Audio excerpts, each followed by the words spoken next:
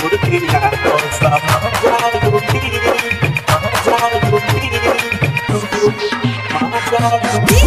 Manish Raxon.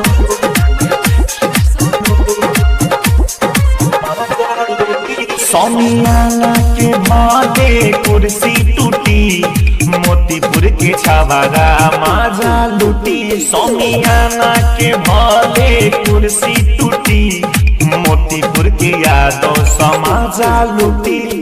माजा लूटी हो माजा लूटी बाराती साराती संगे एक जग जुटी। किस्ता के बोल कुर्सी टूटी मुजफ्फरपुर के छावारा माजा लूटी। समियाना के भले कुर्सी टूटी मोतीपुर के यादव समाजा लूटी।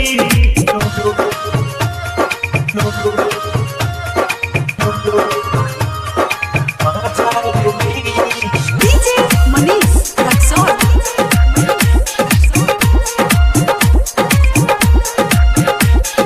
कबो नाची गोड़ा की कबो सबर की इतना मिली ओकरा छूट रे।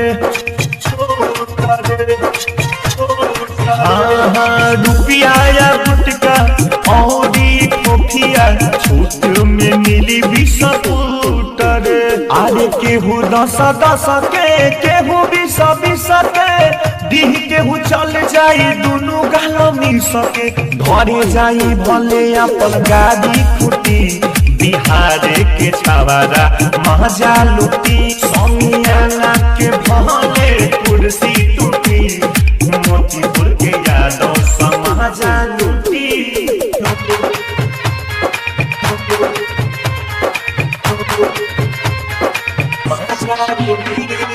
DJ Manish Raxon.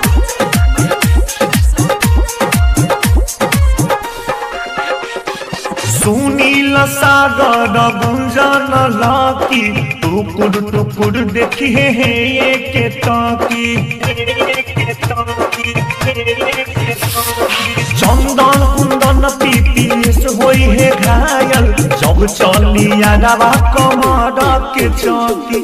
खुल जाई है साभे खुल जाई है अमित राके सब भूल जाई है। रुपया लुटाई है एक मुट्ठी सलेमपुर के छावारा माजा लूटी। समियाना के भले कुर्सी टूटी सब डीजे वाला माजा लूटी। रुपया लुटाई है एक मुट्ठी मोतीपुर के यादव समाजा लूटी। समियाना के भले कुर्सी टूटी सब डीजे वाला माजा लूटी।